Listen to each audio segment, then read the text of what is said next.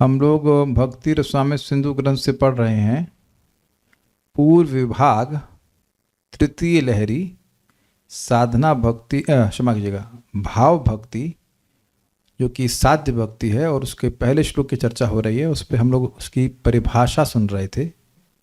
अथ भावः शुद्ध सत्व विशेषात्मा प्रेम सूर्यांशु साम्य भाग रुचिभिश्चित्तमासृण्य कृद असौ भाव उच्यते। शुद्ध सत्व विशेषात्मा प्रेम सूर्यांशु साम्य भाग रुचिभिश्चित्तमासृण्य कृद असौ भाव उच्यते। ओके, मेरे पीछे बोलिए।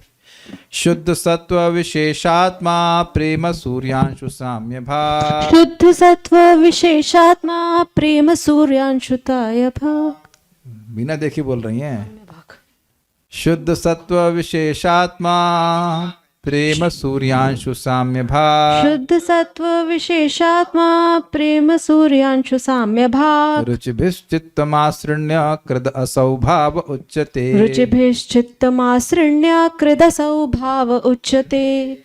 शुद्ध सत्व विशेषात्मा प्रेम सूर्यांशु साम्य भाग। शुद्ध सत्व विशेषात्मा प्रेम सूर्यांशु साम्य भाग। रुचिभिश्चित्तमासृण्य कृदसौ भाव उच्यते। रुचिभिश्चित्तमासृण्य कृद असौ भाव उच्यते। तो वेदवादिनी ये बताइए कि, और अभी मैं आप लोगों को भी अनम्यूट कराकर पूछूंगा। चलिए वार्ष भानवी माता जी, आप बताइए, 1 मिनट रुक जाइए, आप हम सुन सकते हैं कि नहीं। अब हमारे पास अस्त्र आ गया है आप लोग की आवाज को रिकॉर्ड करने का, तो कहाँ तक बचेंगे आप? हाँ, जरा बोलिए। हरे कृष्णा। हरे कृष्णा। हरे कृष्णा की आवाज हरे बहुत कम कृष्णा। आई।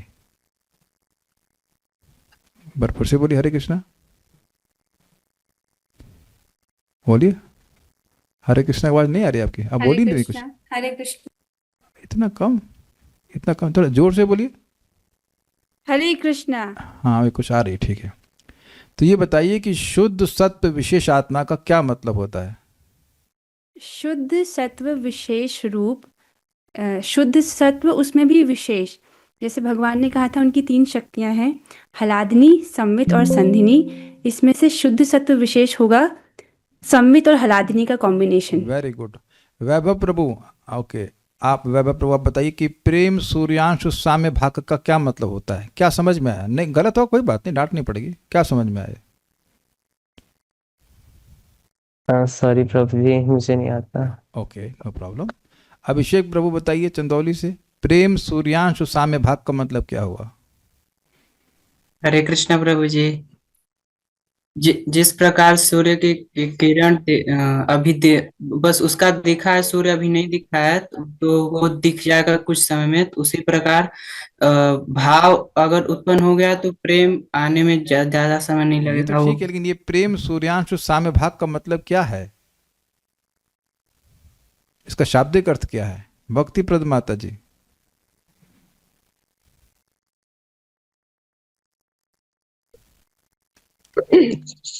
हरे कृष्णा। हाँ, प्रेम प्रभु जी, सूर्यांशु साम्य भाग का मतलब क्या है? जी प्रभु जी ने जो समझाया था वही मुझे इतना ही आ रहा है कि जब सूर्य की किरणें दिखाई देने लगती है तो ऐसा समझा जाता है कि अब बहुत सूर्य जल्दी उदित सूर्य होने उदित हो वाला जाए, है। ये तो ठीक है, इसी लेकिन प्रकार चलिए वेदवादिनी बताना चाहती है शाब्दिक अर्थ बताइए, फिर आप सही एक्सप्लेनेशन दे। शाब्दिक अर्थ क्या है? बोलिए।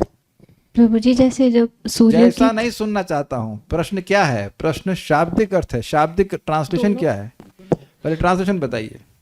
जब सूर्य की किरणें उदित होती हैं, प्रकट होती हैं, तो सूर्य प्रकट होने ही वाला है। उसी अरे तरह हम से शाब्दिक अर्थ पूछ रहे हैं, ट्रांसलेशन। प्रेम, हाँ, सूर्यांशु, सूर्य अंश, साम्य भाग, प्रेम रूपी सूर्य की किरण के समान है, ये है ट्रांसलेशन। रामराज प्रभु आपसे भी सुनने वाले हैं, तैयार रहिएगा, जब टेस्ट किया जाएगा। हमारे पास अस्त्र आ गया है आप लोग की आवाज को रिकॉर्ड करने का, तो अब दूर दूर तक कोई बच्चा सोएगा नहीं। प्रेम रूपी सूर्य रूपी सूर्य नहीं, प्रेम रूपी सूर्य।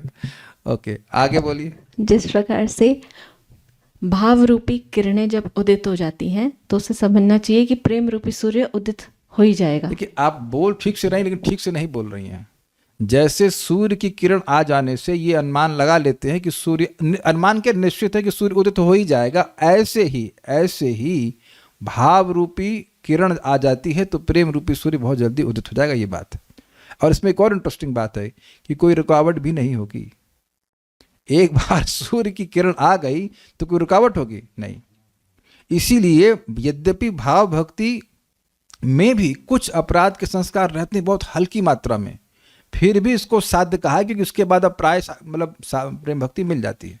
अच्छा, अब कौन बचा इसको? सरस्वती माता ji, very good, very have a nice name, Saraswati Aradhana माता जी। रुचिभिस चित्त मासृण्य कृत, इसका अर्थ बता पाएंगी? चलिए ऐसा करते हैं, हम परेशान नहीं करते हैं, हम शाब्दिक अर्थ समझना चाहते हैं तो जो हाथ खड़ा करेगा उससे पूछते हैं।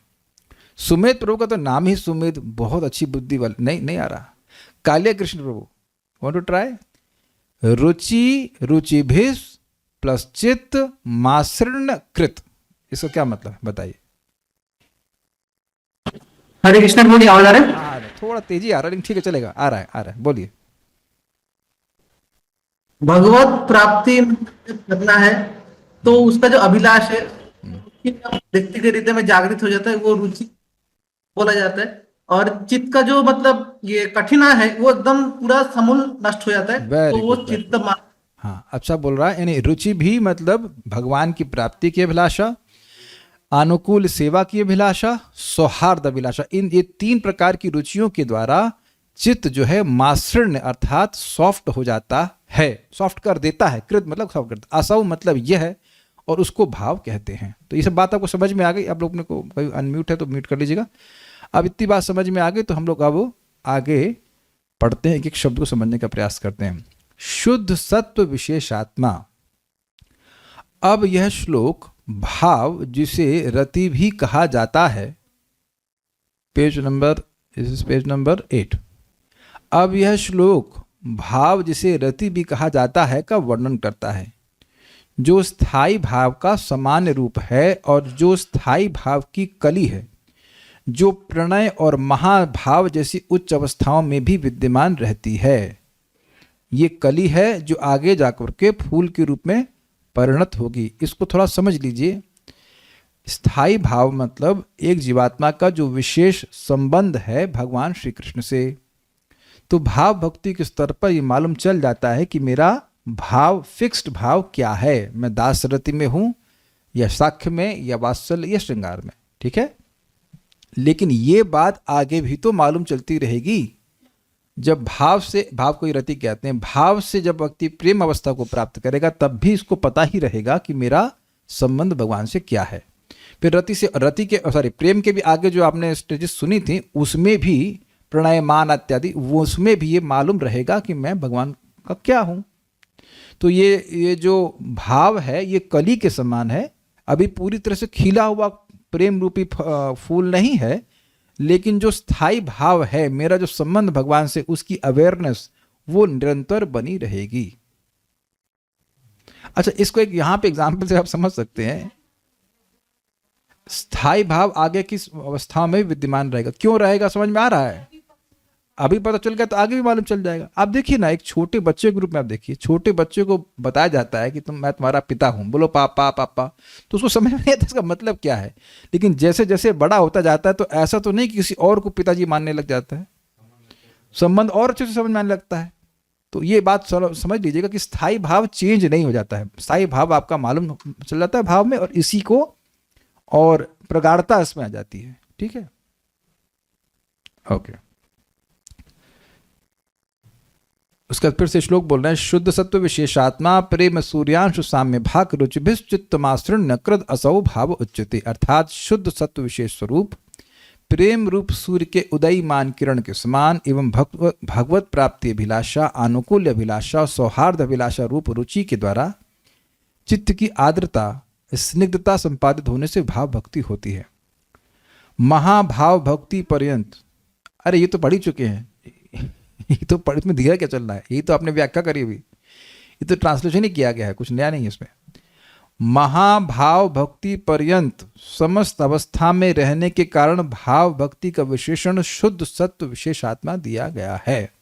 मतलब ये कभी नष्ट नहीं होती है, महाभाव is the highest limit. Shrimati Radha Rani और उनके ग्रुप के लोगों को, ग्रुप की जो गोपियां, उनको महाभाव मिलता है या प्राप्त है कह लीजिए। तो महाभाव की हाईएस्ट लिमिट तक भी ये जो स्थायी भाव ये भाव भक्ति बनी रहती है।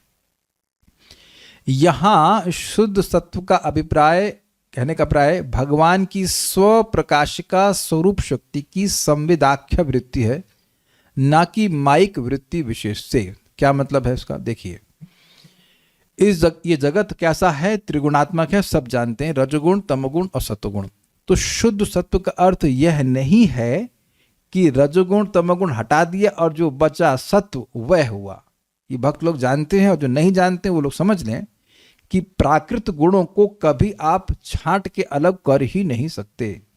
देर is no unadulterative material goodness.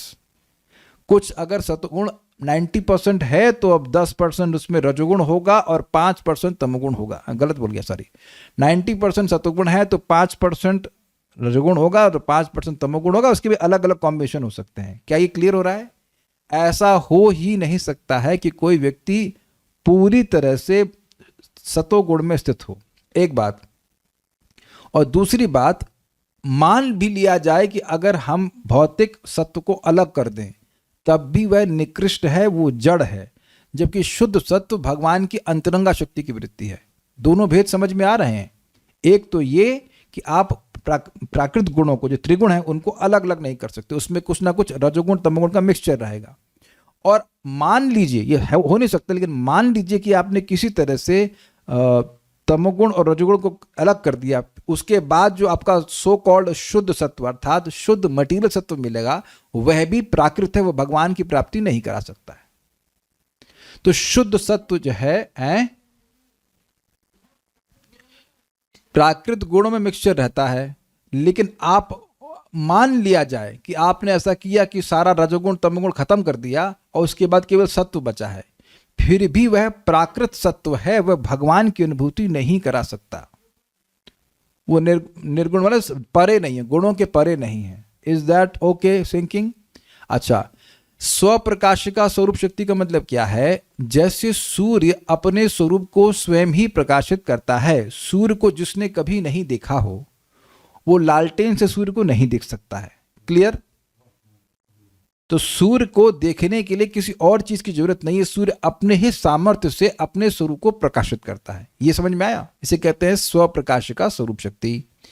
तो भगवान की स्वरूप शक्ति से संविद है, मतलब स्वरूप शक्ति का मतलब समझना चाहिए, जो भगवान के स्वरूप से प्रकट होती है। जैसे सूर्य का प्रकाश कहाँ से प्रस्तुत होता है? सूर्य से। ऐसे ही भगवान की स्वरूप शक्ति कहाँ से प्रकट होती है? भगवान से। यद्यपि माया शक्ति भी भगवान की शक्ति है, लेकिन वह उनके स्वरूप से प्रकट नहीं होती है। वो उन पर आश्रित है लेकिन उनके स्वरूप से प्रकट नहीं होती। जैसे अंधकार सूर्य पे आश्रित है लेकिन सूर्य के स्वरूप से प्रकट नहीं होता। अब तो एकदम क्लियर समझ में आ रहा होगा, सबको समझ में आ रहा है? अच्छा, मैं ये भी सुविधा दे दूंगा कि जो पॉइंट बोल रहा हूं अगर वो नहीं समझ में आए तो अनम्यूट करके भी पूछ सकते हैं, लेकिन ध्यान दीजिएगा, कंडीशन ये है कि आप वही चीज पूछोगे जो मैं डिस्कस कर रहा हूं, नहीं तो बहुत कसराहट पड़ जाएगी। सुविधा दे रहा हूं लेकिन उसका रूल फॉलो करना पड़ेगा। अगर जो बोल रहा हूं वो नहीं समझ में आया, जैसे वेदवादी ने पूछा, तो आप भी पूछ सकते हैं, कोई प्रॉब्लम नहीं है। पर टॉपिक बड़ा इंपॉर्टेंट है। स्वरूप शक्ति और माया शक्ति में अंतर समझ पा रहे हैं? जैसे सूर्य की स्वरूप शक्ति क्या है? तेज और प्रकाश। तेज और प्रकाश भी सूर्य पे आश्रित है लेकिन उसके स्वरूप से प्रकट हो रहा है।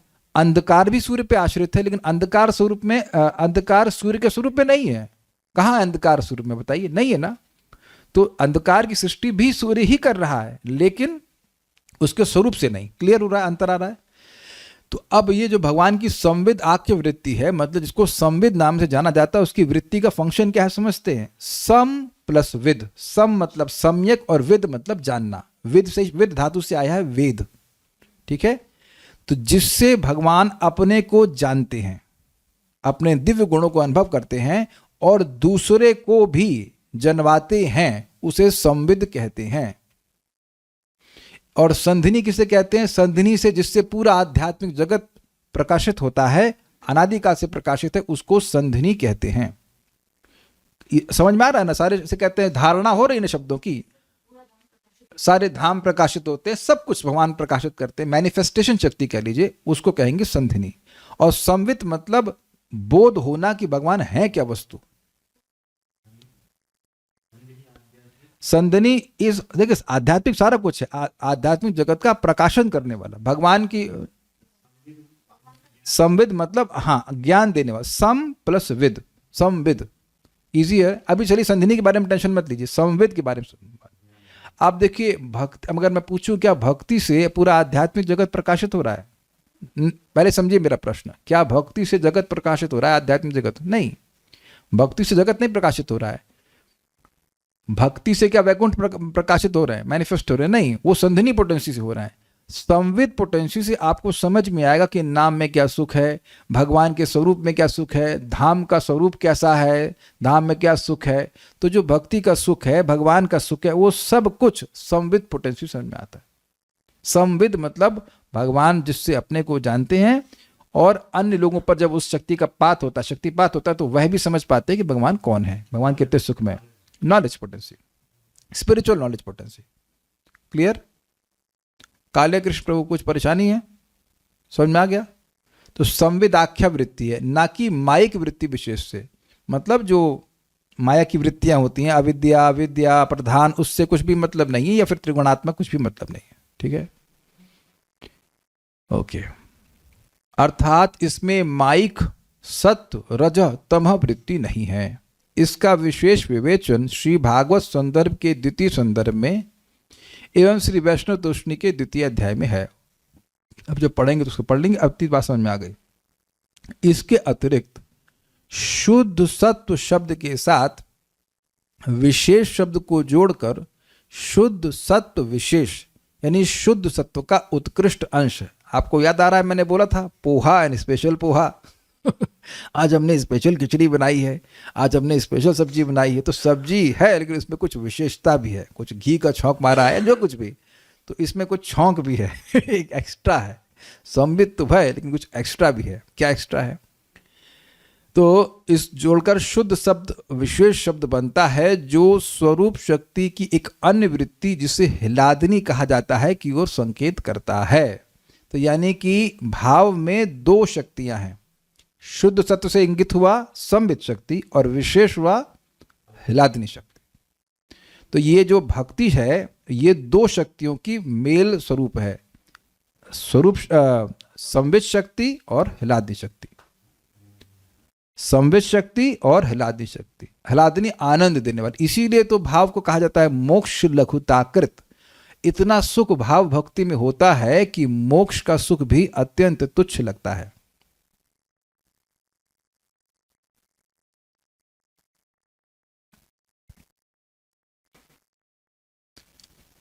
ओके, विष्णु पुराण में लिखित है, मेरे पीछे बोलिए। लादिनी संधनी संवित त्वय्येका सर्व संस्थितौ। लादिनी संधिनी संवित त्वय्येका सर्व संस्थितौ। लादतापकरी मिश्रा त्वयि नो गुणवर्जिते। लादतापकरी मिश्रा त्वयि नो गुणवर्जिते। समस्त शक्तियों के आकर, आकर का मतलब होता है अबोर्ड, जहां से सारी शक्तियां आ रही हैं, आश्रय। यस, समस्त शक्तियों के आश्रय के लीजिए आप में ही यानी भगवान में ही लादनी, संधिनी एवं संवित शक्ति विद्यमान है। माइक गुण वर्जित आप में यानी जिनमें कोई माया के गुण नहीं है, उन आप में हिलाद और तापकरी मिश्रा शक्ति नहीं है। अर्थात सत्व, रज, तम माइक शक्ति वृत्ति आप में नहीं है। कहने का मतलब है कि जो भौतिक शक्तियां हैं वो भगवान के स्वरूप में विद्यमान नहीं है। विष्णु पुराण के इस वचन द्वारा लादनी नामक महाशक्ति को भगवान की स्वरूप शक्ति के संवेद सार वृत्ति एवं सारांश को जानना होगा। बेसिकली कहने का मतलब है वही बोल रहे हैं, सत्व रज तम नहीं है सब इसमें, इन्हीं से तो कष्ट मिल रहा है। कहाँ गया? विष्णु पुराण के इस वचन द्वारा लादनी नामक महाशक्ति को भगवान की स्वरूप शक्ति के संवेद सार वृत्ति एवं सारांश को जानना होगा। बेसिकली कहने का मतलब है कि लादनी शक्ति भगवान की स्वरूप शक्ति का सार है। मुख्य मेन बात है भगवान आनंदमय है, उसकी बात को यहाँ पे बता रहे हैं। संविद और ह्लादनी शक्ति में क्या अंतर है? देखिए, संविद शक्ति के द्वारा भगवान खुद को जानते हैं, और जब उस संविद शक्ति का संपर्क किसी जीव को होता है तो वह भगवान को जानता है। भगवान को जानने का मतलब भगवान के ऐश्वर्य को समझना, भगवान के माधुर्य को समझना। क्लियर? और ह्लादनी शक्ति मतलब जिससे भगवान खुद भी आनंदित होते हैं और वो जीव भी आनंदित होता है। तो दोनों बातें हैं। इज इट इजी है? पुनः आह्लाद सुना है ना आपने? आह्लाद, प्रहलाद आह्लाद दाई ने, तो कैसे दाई ने? उन पर, प्रहलाद पर नरसिंह देव भगवान अपनी ह्लादनी शक्ति का शक्तिपात किए तो प्रहलाद महाराज आनंदित हो गए। ये बात है। प्रहलाद आह्लाद दाई ने, तो वही आह्लाद, आह्लाद समझते, आनंद। प्रहलाद, प्र प्लस आह्लाद, जो खूब आनंद में है। प्रहलाद आह्लाद दाई। समझ में आ रहा सबको? Spiritual bliss. ठीक है। पुनः ह्लादनी और संविद के मिलन का सार भगवान का अनुकूल करने की इच्छामय परम वृत्ति स्वरूप है। इस बहुत सुंदर शब्द है ये, बहुत सुंदर बात है। अगर किसी जीव के ऊपर भक्ति कर रहा है, उसके ऊपर ह्लादनी और संविद का एक साथ शक्तिपात होता है, तो उसके हृदय में क्या आ जाएगा? कृष्ण की अनुकूलमय सेवा करने की इच्छा। This is very very nice. अगर ह्लादनी और संविद शक्ति का शक्तिपात उसके हृदय में हो रहा है, तो अब उसके हृदय में भगवान की अनुकूलमय सेवा की इच्छा, उसकी वृत्ति उत्पन्न हो जाएगी। अब मैं जानबूझकर ये बहुत एम्फसाइज कर रहा हूं। आप जानते हैं, नाम नामकारी बहुधा निज सर्वशक्ति। क्लियर? तो भगवान के नाम में उनकी सारी शक्ति है, संधनी, संविद, ह्लादनी। ये क्लियर हो रहा है? तो जब आप भगवान का नाम बोलते हैं, भगवान का नाम सुनते हैं, तो ये शक्तियां आपके हृदय में ट्रांसफर हो रही हैं कि नहीं हो रही हैं? एक एक बात समझ में आ रही? अब ये मत कहना कि मुश्किल है। किसी को भी समझ में ना आ रहा हो तो बताओ, एकदम इजी है कि नहीं? हरे कृष्णा बोला तो भगवान कान के द्वारा हमारे हृदय में प्रवेश कर रहे हैं, तो भगवान आ रहे हैं, तो भगवान की शक्तियां भी साथ में आएंगी कि नहीं आएंगी? It's natural, is it not? तो क्योंकि आप, जब मैं बोल रहा हूं शक्तिपात होता, तो मन में आ रहा होगा कैसे शक्तिपात होगा, कहां से होगा, बल्ब जलाएंगे, क्या करेंगे? कुछ समझ रहे हैं बात? इसी, अरे सुन तो लीजिए। तो अब आप देखेंगे कि जब कोई व्यक्ति भगवान का नाम बोलता है ऑफेंसलेसली, तो उसके हृदय में भगवान की अनुकूल भगवान को सुख पड़े, सुख हो, ऐसे करने की इच्छा जागृत होती है कि नहीं होती है? कितने लोगों की नहीं हुई है? जरा हाथ खड़ा कीजिए अभी भी। कितने लोग भगवान को गाली देना चाहते हैं, ये कहते हैं भगवान है ही नहीं। अच्छा, काले कृष्ण प्रभु ने हाथ किस लिए खड़ा किया, हमको बताइए जरा। नहीं, आप अभी अनम्यूट करिए। किस लिए आपने हाथ खड़ा किया? एकदम इच्छा नहीं हुई भगवान के अनुकूल में सेवा करने की? हुई? सेवा करने की इच्छा नहीं हुई, इसलिए नहीं हुई, इसलिए हाथ खड़ा किया। अच्छा ठीक है, सेवा करने की इच्छा नहीं हुई इसलिए। सेवा चलना ठीक। अभी क्या कर रहे हैं आप? देख रहे, मुझे ये यही तो बात है। अच्छा, सेवा, वेदवाणी बताइए, सेवा का उद्देश्य क्या होता है? सेव्य को सुखी करना। सेव्य को सुखी करना। अब आपने इसी भक्ति रसामृत सिंधु ग्रंथ के शुरुआत में पढ़ा था साधना भक्ति में कि जो हम वैष्णव शास्त्र पढ़ते हैं तो ठाकुर जी प्रसन्न होते हैं। तो जो पढ़ रहा है, वो पढ़ा रहा है, सुन रहा है, उससे भगवान दुखी होते हैं कि प्रसन्न होते हैं? खुश होते हैं प्रभु जी। प्रभुपाद जी ने गलती करी है। प्रभुपाद जी ने बहुत बड़ी गलती करी कि 8 से 9 में भागवतम रखा है, वो इसीलिए ताकि विश्व भर में लोग भगवान को दुखी करें, है ना?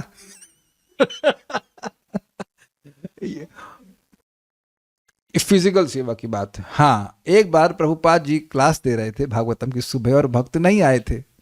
तो प्रभुपाद ने पूछा कि भक्त कहाँ है? तो कह रहे मंदिर साफ कर रहे हैं। तो प्रभुपाद क्रोधित हुए, कहे कि मंदिर तो हम वर्कर से भी साफ करा लेंगे, लेकिन क्लास में तो भक्तों को आना पड़ेगा ना। कालिया कृष्ण प्रभु को हम थोड़ा डांटे थे चैट से, तो आपको बुरा लगा था कि अच्छा लगा था? बोलिए, अनम्यूट कीजिए। हाँ बताइए। बुरा लगा था। अच्छा लगा था? है? नहीं, बुरा लगा था। ठीक है, तो हम तो कोई आपको मारे पीटे नहीं ना। तो केवल केवल शब्द से ही सेवा कर दिया कि नहीं? शब्द से सेवा हो गई कि नहीं हो गई? बताइए। तो अब आप ये बताइए, है कि नहीं? आप ये सुने हैं ना कि श्रीमद् भागवतम को श्रवण करना, ये इच्छा आते ही, श्रवण की बात छोड़िए, सुनने की इच्छा होते ही भगवान हृदय में आ जाते हैं। अब आप समझ रहे हैं, नाम जप, भागवत श्रवण, कुछ क्लियर आ रहा है? चित्त में भगवान, देखिए भगवान ने अपना तेज, तेज मतलब, अब बाकी एनर्जी की तो बात छोड़िए, हमें दो में इंटरेस्ट है, संवित और हलादनी, इन दोनों को भागवत में रखा है, चैतन्य चरितामृत में रखा है, भगवत गीता में रखा है, भगवत संबंधी शास्त्रों में रखा है, भक्ति रसामृत सिंधु में रखा है, कुछ क्लियर हो रहा है, और हरि नाम जप में रखा है, एकदम क्लियर, एकदम क्लियर। तो बड़े आग्रह से जब व्यक्ति सुन रहा है तो ये अनुकूलमय सेवा हुई कि नहीं, बताइए। इसको और एक एंगल समझिए। अनुकूल का अर्थ चक्रवर्ती पाद ने बताया प्रातिकूल का अभाव। मतलब आप सुन रहे हैं भगवत गीता तो क्रोधित नहीं हो रहे हैं, ये क्या कृष्ण अपने को भगवान कह रहा है। कहते हैं ना कुछ लोग ऐसे, जब भगवान कहते हैं कि सर्वधर्मान परित्यज्य मामेकम शरणम व्रज, तो कुछ लोग बड़ा गुस्सा होते हैं, बहुत बोल रहे हैं ये बहुत ज्यादा बोल रहा है। गीता सुनने के बाद भी भगवान के प्रति प्रतिकूल रहता है। तो ऐसा प्रतिकूल किसका है भाई? अगर होता तो आप इस क्लास में ही क्यों आते? तो हम खाली ये समझाना चाहते हैं वेदवादिनी का पॉइंट, कि क्या ये आपका प्रश्न, अगर मैं सही समझ रहा हूं, कि क्या ये केवल भाव भक्ति के स्तर पर होता है या भक्ति की शुरुआत में भी होता है? ओके, बोलिए, माइक पे बोलिए, प्रश्न क्या है?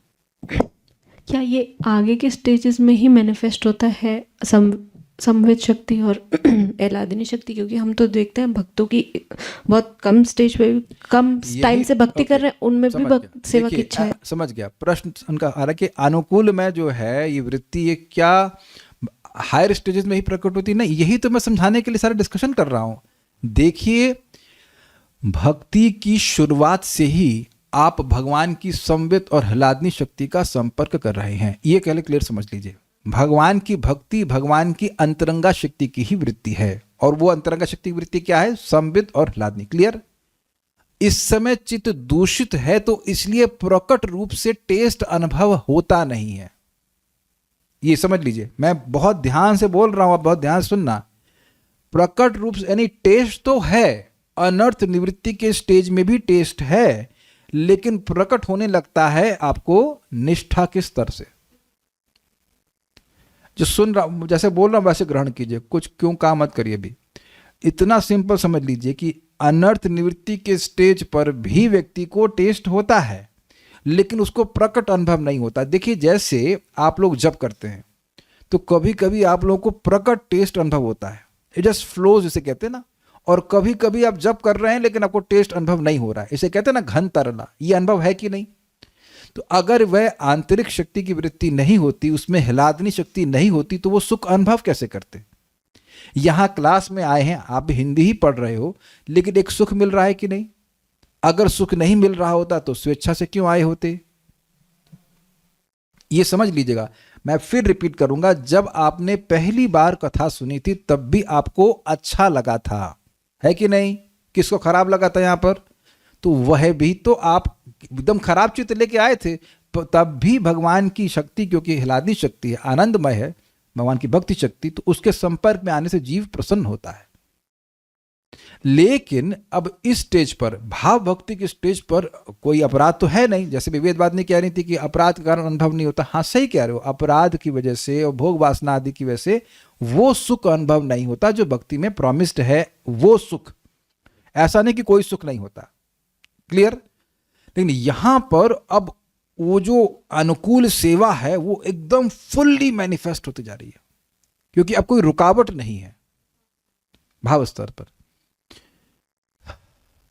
तो वो जो मैं खाली इस डिस्कशन का पॉइंट ये था कि रिकॉग्नाइज कीजिए कि ये अनुकूलमय सेवा की वृत्ति बढ़ रही है कि कम हो रही है।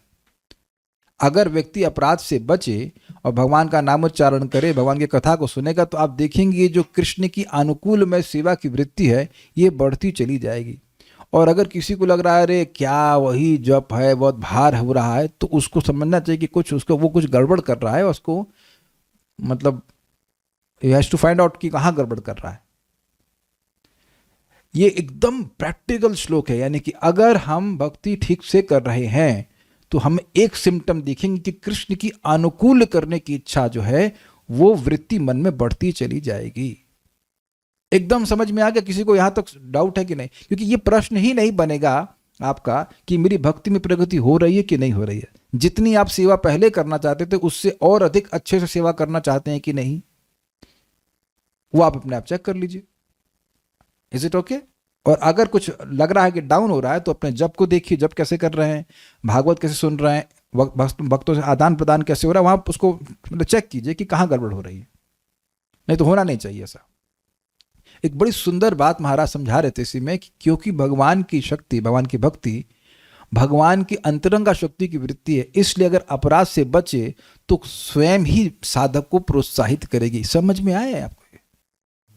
मैं फिर रिपीट कर रहा हूं, क्योंकि भगवान की भक्ति भगवान की अंतरंगा शक्ति की वृत्ति है, आनंद देने वाली है, इसलिए अगर साधक अपराध से बचे तो उसको खुद ही प्रोत्साहन मिलेगा, और चैंटिंग करूं और प्रीचिंग करूं, और it is called spiritual self impetus, spiritual impetus, I am sorry, spiritual impetus, not self. जैसे आप अगर मैं नेगेटिव बोलूं, रजोगुण से काम उत्पन्न होता है, तो अब व्यक्ति जितना काम के कार्य में प्रवृत्त होगा तो रजोगुण और बढ़ेगा और उसको और अधिक कामुक कार्य में प्रवृत्त करेगा। आप तो समझ में आ रहा है ये बात? ये तो सब अनुभवगामी बातें हैं।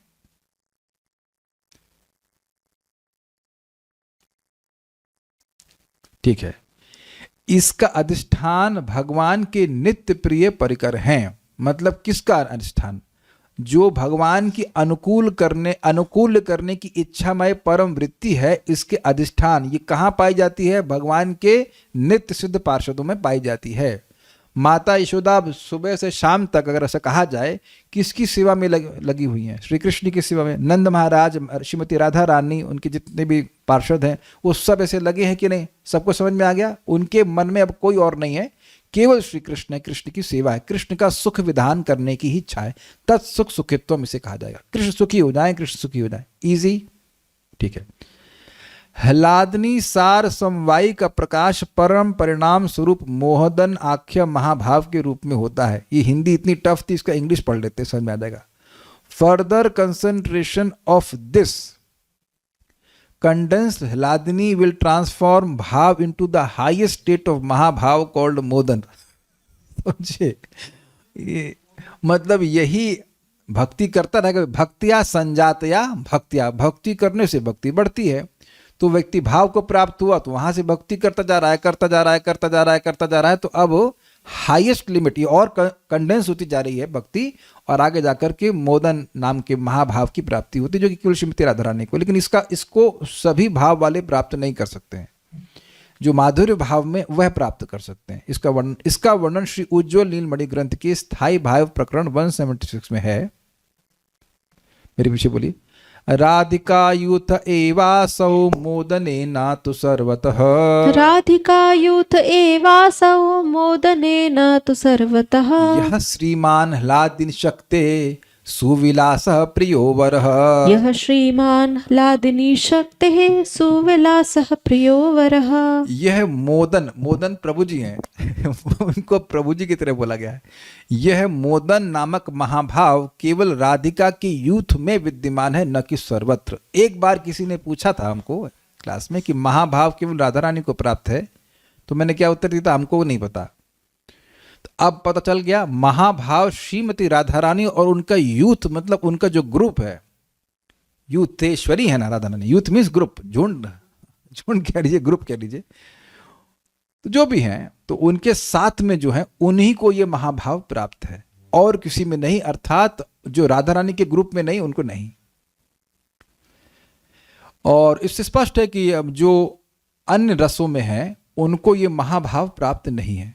इट डजंट मीन कि वो कहीं तरह से कुछ कमी में है, लेकिन उनको महाभाव प्राप्त नहीं होता। That's it.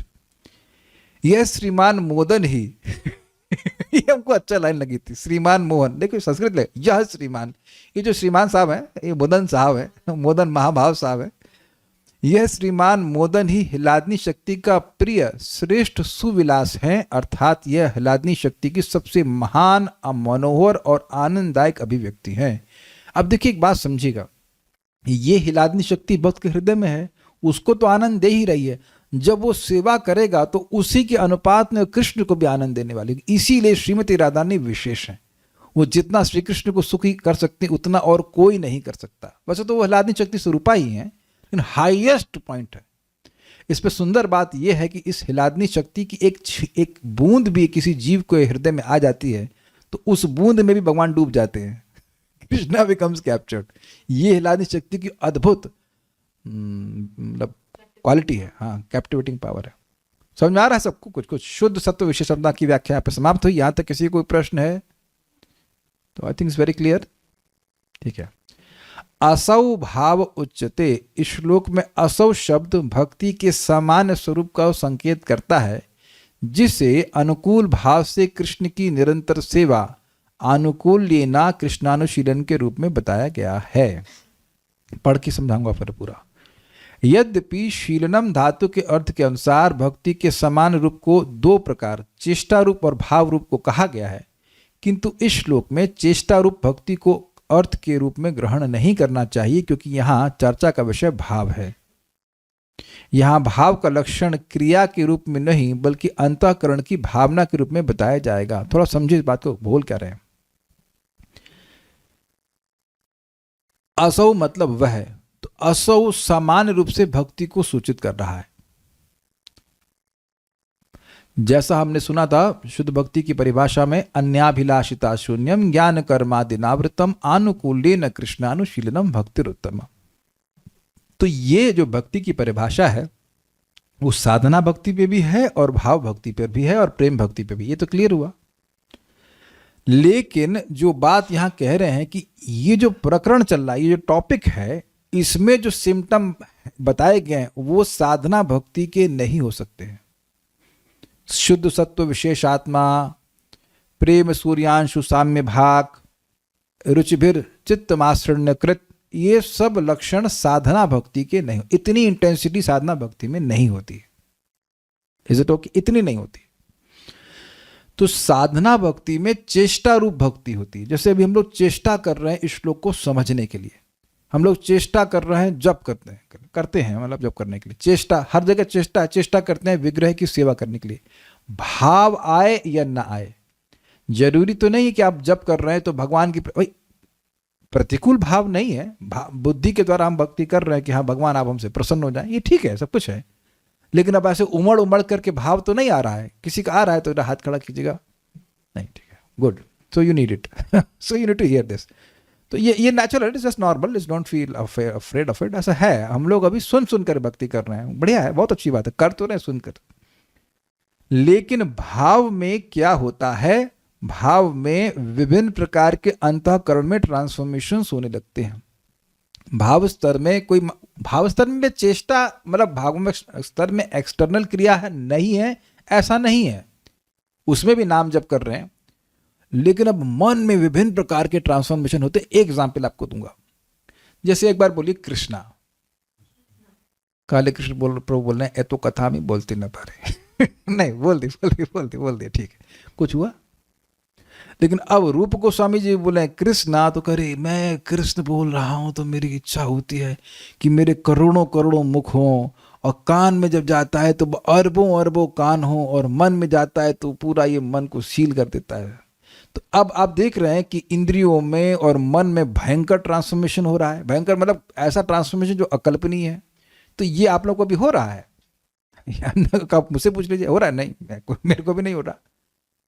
कुछ समझ रहे हैं बात? अभी तुम्हारा चित्त दूषित है तो अभी धीरे धीरे शुद्ध होगा। लेकिन भाव स्तर में रूप गोस्वामी तो खैर भगवान के प्रेम के स्तर पर है, मैं खाली एग्जाम्पल दे रहा हूं कि भाव स्तर से ऐसा होने लग जाएगा। इसी बात को पृथु महाराज भगवान से प्रार्थना करते हैं भगवान सामने कि हमको 10,000 कान दे दीजिए, ये चाहते हैं। 10,000 कान क्या क्या कह रहे कि जहां भी कथा हो रही मैं सुनना चाहता हूं। Is it okay? तो कुछ आश्चर्य समझ रहे हैं। एक और भक्त, उनका नाम है दत्त ना, क्या नाम, वासुदेव दत्त नहीं, एक और भक्त नाम भूल रहा हूं मैं, और डांस करते थे 72 आवर्स, क्या नाम, वक्रेश्वर पंडित, नॉट दत्त, हाँ, वक्रेश्वर पंडित ने भगवान से चैतन्य महाप्रभु से क्या आशीर्वाद मांगा, हमको 10,000 गंधर्व दे दीजिए ताकि ये गायन होता रहे नॉन स्टॉप और हम नाचते रहे। कोई एक गंधर्व थक जाएगा। तो 10,000 गंधर्व दीजिए। This is very interesting desires, नहीं? ठीक है, तो ये थोड़ा समझने वाली बातें हैं। तो कहने का मतलब है कि ये सब उन भगवान की भक्ति वो बाह्य रूप से नहीं करेंगे ऐसा नहीं है, लेकिन अंदर एक उफान आ रहा है, मन में अलग अलग प्रकार की भावनाएं, भगवत संबंधी भावनाएं उमड़ेंगी। तो ये इसलिए यहाँ पे भाव को बात कर रहे हैं, भाव भक्ति के बारे में बात कर रहे हैं। ग्रंथकार स्वयं ही भाव मात्र का लक्षण 2.4.251 में करेंगे कि भाव होता क्या है। मेरे पीछे बोलिए। शरीरेन्द्रिय वर्गस्य विकाराणां विधायिकाः भावा विभाव जनिता चित्तवृत्तय ईरितः। बहुत सुंदर है। विभाव जनित शरीर एवं इंद्रिय वर्ग का विकार विधायक चित्त वृत्तियों को भाव कहते हैं। विभाव से जो शरीर और इंद्रियों में विकार उत्पन्न कर देता है चित्तवृत्तियों का, उसको भाव कहते हैं। नोट, विभाव क्या होता है? विभाव अर्थात वह कारण जिससे भाव जागृत होता है। जैसे जब भक्त श्री कृष्ण को देखता है, ये भक्त कौन सा है? भाव भक्ति में स्थित भक्त, और उनकी वंशी की ध्वनि को सुनता है तो उसके हृदय में जो प्रेम जागृत होता है उसका कारण विभाव कहलाता है। मतलब इंद्रियों से उसने कुछ काम किया, या मन से भगवान का स्मरण कर सकता है, भगवान के विग्रह को देखा या भागवत सुना, तो अब मन में अनेक अनेक प्रकार के भाव उत्पन्न होने लगे। जैसे जगत में हम कुछ मान लीजिए कोई भूखा व्यक्ति है, हम कोई अब नाम तो नहीं रखेंगे, एक भक्त बता रहे थे कि प्रभु जी कृष्ण हॉल में जब पोहा बनता था तो आप जानते हैं उसमें जाली है, जाली दरवाजे पे हम लोग जाली के लगा रखे थे, हम लोग उसे लगा के रखे ताकि लोग परेशान ना हो। दरवाजा बंद होता है तो लोग घबरा जाते हैं कि प्रसादम खत्म हो गया है हमने इसीलिए प्लान किया था कि जाली लगा देते हैं, लोग देखते रहें कि है प्रसाद, शांति से बैठो, खाने को मिलेगा। तो कह रहे प्रभु जी हम तो बाहर देख के एकदम उतावले हो जाते थे, पोहा बट रहा है कहीं खत्म ना हो जाए करके। तो अब आप देखिए खा नहीं रहे हैं, केवल देख रहे हैं, वो भी दूसरों खाते हुए देख रहे हैं, तो कुछ मन में आ रहा है ना परिवर्तन? नहीं होता। खाने पीने की चीज हम उदाहरण दे रहे हैं, थोड़ा सा और भी चीजों के प्रति देख करके कोई सुंदर वस्त्र देख लिया, ये हमको भी चाहिए, तो वो वस्तु बाहर से हो गई, वो विभाव स्थानीय हुआ। वो विभाव नहीं है, मैं बोल रहा हूं कि बाहर के एक्सटर्नल इन्फ्लुएंस से इससे इस समय हमारे चित्तवृत्ति में परिवर्तन आता है कि नहीं आता? तो उसी प्रकार बोल रहा हूं, भगवत संबंधी कुछ भी देख रहा है, तुलसी को देखे, कुछ भी, इट कैन बी एनीथिंग, भगवान की लीला स्थली को देखा, कुछ भी, it can be anything connected with Krishna, भगवत संबंधी कुछ भी, तो उसको देख करके अब उसके आंखों में, उसके मन में, चित्तवृत्तियों में परिवर्तन आने लग जाता है। वो अलग अलग हो सकता है, कहीं वो विलाप करेगा या कुछ भी हो सकता है, इट कैन बी एनीथिंग। उस पर अभी हम नहीं जा रहे कि क्या क्या होते हैं भाव, लेकिन विकार क्या होते हैं उसके बारे में बात नहीं कर रहे। अष्टसात्विक विकार के बारे में सुना था, वो आंसू आ जाना, पुलक हो जाना, वो सब होने लग जाएगा। विभाव क्या है? अच्छा, विभाव क्या है? अभी तक हम क्या समझा रहे थे? अब ये जो प्रश्न है, इससे मेरे देखो प्रैक्टिकल देखो, ये प्रश्न था, अब ये प्रश्न जो है सुन के मेरे कुछ चित्तवृत्ति में परिवर्तन आए कि नहीं आए? फर्जी का प्रश्न किए तो हमको हंसी आ रही कि नहीं? यही समझा रहे हैं कि विभाव क्या है, और पूछ रहे विभाव क्या है। जिससे भाव जनित हो उसको विभाव कहेंगे। भाई आप ये बताओ, आज तक ऐसा कभी नहीं हुआ कि किसी ने कुछ बोल दिया और आपको मन में क्रोध आ गया? तो क्रोध एक चित्त की वृत्ति है कि नहीं? आप शांति से बैठे थे और किसी ने कुछ बोल दिया तो तुरंत गुस्सा आ गया। ये कभी नहीं, जिसके संग कभी ना हुआ वो हाथ खड़ा करे, देखिए कौन है यहाँ पे, कोई गोस्वामी है यहाँ पे? ठीक है कोई नहीं। तो आप देख रहे हैं कि कुछ शब्द सुना, उस शब्द से आपके चित्त में परिवर्तन आया, तो ये तो अनुभव है ना। अब यही बात हमसे कई बार पूछी जाती है कि प्रभु जी हम भगवान के बारे में सुनते हैं, भगवान के बारे में बोलते हैं, तो हमारे मन में कोई परिवर्तन क्यों नहीं आ रहा? देखिए परिवर्तन तो आ रहा है, लेकिन अभी हमारा चित्त दूषित है, इसलिए अनुभव नहीं होता है। लेकिन जब भाव स्तर पर पहुंच जाएंगे तो भगवान के बारे में सुनेंगे तो आएगा परिवर्तन। मैं एग्जाम्पल देता हूँ महाराज कुलशेखर का तो सब जानते हैं। महाराज कुलशेखर रामायण सुनते थे, भगवान श्री राम के भक्त थे। तो अब पंडितों को बताया गया था कि भाई देखो ये सेपरेशन वाली लीला मत सुनाना इनको सेपरेशन। तो कहीं एक दिन गलती से एक नया पंडित आया था, उसने सुना दिया कि माता सीता को रावण हर के ले गया है। अब उनको तो भाव जागृत हो गया उससे, अरे सेना निकालो, हम चढ़ाई करेंगे लंका पर। अब भाई राजा कह रहा है तो कौन मना करे। तो वो पूरा he is absorbed in that, पूरा डीपली एब्जॉर्ब हो गए, और वो बाहर सारी सेना सब तैयार हो गई। इतने में एक और पंडित जी को फिर भेजा गया, कहा अरे महाराज आपको पता नहीं क्या, वो माता सीता वापस आ गई भगवान। अच्छा अच्छा ठीक है चलो वापस लो ना। अब ये पागलपन लगेगा, लेकिन that's how devotees are. Example आपको और दूंगा, बहुत मजेदार। भगवान चैतन्य महाप्रभु साउथ इंडिया में थे, तो एक ब्राह्मण के पास गए, और उनको हर ब्राह्मण के घर में प्रसाद पाते थे। तो दोपहर तक जब महाप्रभु लौट के आए तो प्रसाद बना नहीं था।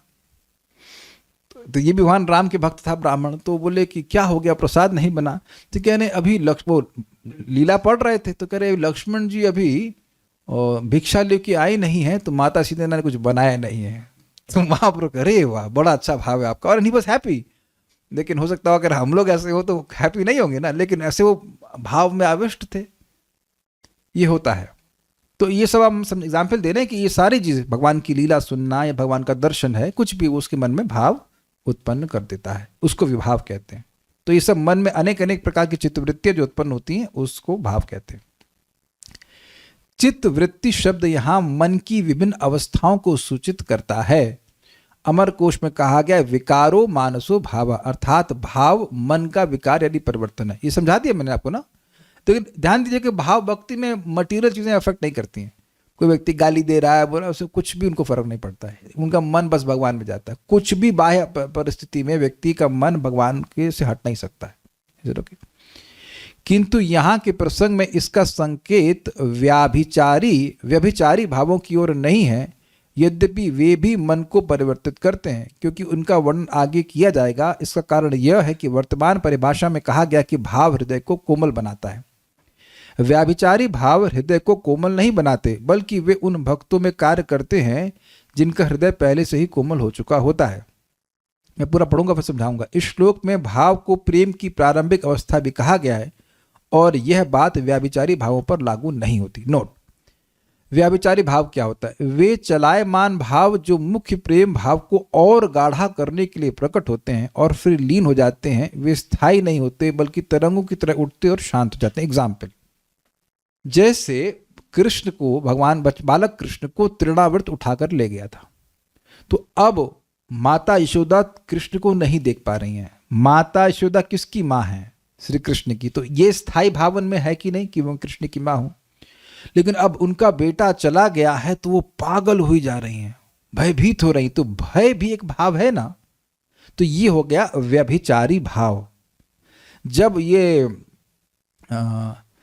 क्या नाम है, पूतना भी इस प्रकार से आई थी, तो पूतना कृष्ण को लेकर के फिर वो विकराल स्वरूप में आ गई। फिर उसके बाद वो मर के गिर जाती है, तो भी वहां पे गोपियां देखती हैं, अरे बाप रे इतनी बड़ी राक्षसी। तो उनके मन में भय आया कि नहीं? तो देखिए, अव्याभिचारी और व्याभिचारी का अर्थ समझ लीजिए। व्याभिचारी मतलब आज है कल नहीं है, अव्याभिचारी मतलब फिक्स्ड। क्लियर समझ में आ रहा? जैसे बोलते ना अव्याभिचारी भक्ति, अर्थात हर दिन हर रोज वह भगवान श्री कृष्ण की ही भक्ति करेगा। यानी आज दिन के हिसाब से शनिवार को शनिदेव की और सोमवार को चंद्रदेव की, ऐसा नहीं। ये समझ में आ रहा है? अव्याभिचारी। तो व्याभिचारी भाव का मतलब है कि वो भाव उस भक्त में किसी लीला या परिस्थिति विषय से प्रकट होते हैं और उससे भगवान के प्रति प्रेम और बढ़ता है। जिसका भगवान से प्रेम पहले से ही है, उसमें वो भाव और बढ़ जाता है, भगवान का प्रेम और बढ़ जाता है। लेकिन भाव, ये व्यभिचारी भाव का काम हृदय को सॉफ्ट करना नहीं है। यहां बोला गया था चित्त मासृणकृत, उसको भाव कहा जाता है। जो चित्त को सॉफ्ट बना दे उसको भाव कहा जाता है। तो व्याभिचारी भाव उन भक्तों के लिए जिनका हृदय पहले से सॉफ्ट हो चुका है।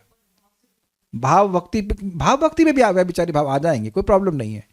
भाव भक्ति में भी तो व्यक्ति सुनेगा कि अरे भगवान पूतना प्रवेश कर रही है तो कहीं मार न दे कृष्ण को, वो सब आ सकता है। लेकिन वो उसके हृदय को सॉफ्ट करने का कार्य नहीं कर रहा है, और ना ही वह प्रेम की प्रारंभिक अवस्था है। तो इसलिए यहां पर व्याभिचारी भाव को भी ग्रहण नहीं किया जाएगा। समझ में आया? ये थोड़ा सा सोचने वाली बात है, इसको आप सोचेंगे तो समझ में आ जाएगा। इसके बाद हाँ, देखिए, पहले बात समझ लीजिए, भाव को बोला गया था कि यह भाव चित्त को सॉफ्ट बना देता है। भाव का गुण है कि वह चित्त को मासृण्यकृत, वह सॉफ्ट कर देता है। लेकिन व्यभिचारी भाव उनमें आएगा जिनका चित्त पहले से सॉफ्ट हो गया है। उसको और उसमें और प्रेम बढ़ाएगा अलग बात है, बट भाव जो है वह चित्त को सॉफ्ट करने का कार्य करता है, एक लक्षण था। और दूसरा, वह भक्ति की शुरुआती अवस्था है। प्रेम सूर्यांशु साम्य भाग, तो भक्ति के लिए प्रेम भक्ति की शुरुआती अवस्था भाव है, एक पॉइंट था, और चित्त को सॉफ्ट करने का। तो व्याभिचारी भाव भक्ति की शुरुआती अवस्था नहीं है। जिनको भक्ति प्राप्त हो गई, जिनको स्थायी भाव आ गया है, उनमें एक समय, एक टेम्परेरी समय में आता है। कोई लीला हो रही है, उस समय में वो भय, जैसे भय, कोई भी जीव भगवान से भय में रिलेटेड नहीं है। कोई भी भक्त है, मान लो माता यशोदा है, तो उनको भय हो जाता है कि नहीं, कि कृष्ण का कोई अनिष्ट ना हो जाए, इज इट नॉट? तो भय उस भाव के अंदर एक एड ऑन कह लीजिए है, लेकिन वो कोई स्थायी भाव नहीं है। आइसिंग ऑफ द केक भी कह सकते हैं, समथिंग ऑफ दैट।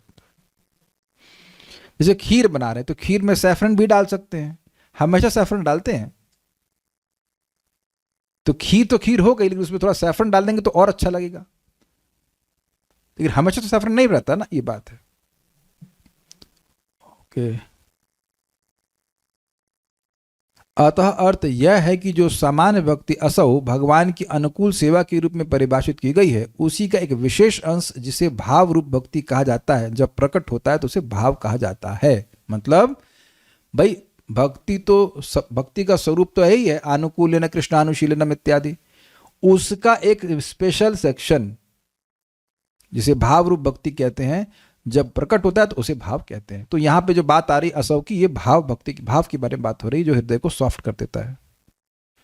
उस भाव का स्वरूप क्या है वो हम लोग कल चर्चा करेंगे। इतना जितना पढ़ाया है उसको आप लोग दोबारा से पढ़िएगा तो बात समझ में आएगी, उसको रिलेट कर पाएंगे। और क्या कोई प्रश्न है? मतलब बिल्डिंग के पहले बेस बनता है, फिर ऊपर कौन सा फ्लोर? हाँ, समथिंग, कुछ भी बोल दीजिए। हमको तो देखिए सीधी बात समझ में आ गई, सीधी तरह से। अब आप लोग उसमें जो भी उदाहरण समझते हैं वो समझा लीजिएगा। हाँ, स्थायी भाव होगा, सही कह रहे हैं, बिल्डिंग का नींव है और उसके ऊपर बाकी सारी चीज़ें आ रही हैं। लेकिन देखिए वो एग्जाम्पल इसलिए सही नहीं क्योंकि जो ऊपर बाकी सारी चीज़ें वो लगातार रहती हैं, उस अर्थ में नहीं है। मेन चीज़ है कि स्थायी भाव हमेशा है कि मैं कृष्ण का सखा हूँ। अब मान लीजिए कृष्ण कुछ अनिष्ट हो रहा है लीला में, तो मुझे भय होगा कि नहीं? तो वो जो भय है वो भी तो एक भाव है, वो भी तो मन की एक अवस्था है, लेकिन वो टेम्परेरी है, बस इतनी बात बोल रहे हैं। उस भय से हृदय पवित्र नहीं हुआ है, उस भय से हृदय सॉफ्ट नहीं हुआ है। जो स्थायी भाव है उससे हृदय सॉफ्ट हुआ है। From where shall we read verse by verse in BRS? So we can refer translation by his holiness Bhanu Swami Maharaj. Yes, you can refer that, वहाँ से पढ़ सकते हैं। मैं 2 ग्रंथों को लेकर चल रहा हूँ। परम पूज्य भानु महाराज का भी अनुवाद है और परम पूज्य हरिदास शास्त्री जी, वो भी गौड़े वैष्णव है, उनका भी अनुवाद है। लेकिन हरिदास शास्त्री जी का जो अनुवाद है बहुत टफ है, हिंदी वो है, तो मैं मिला जुला करके आप लोग के सामने रख रहा हूँ ताकि बात समझ में आ जाए। ठीक है, so will stop here. Shri Shri भक्ति रसाम्य सिंधु ग्रंथ की जय, श्रील प्रभुपाद की जय, निताय गौर प्रेमानंदे।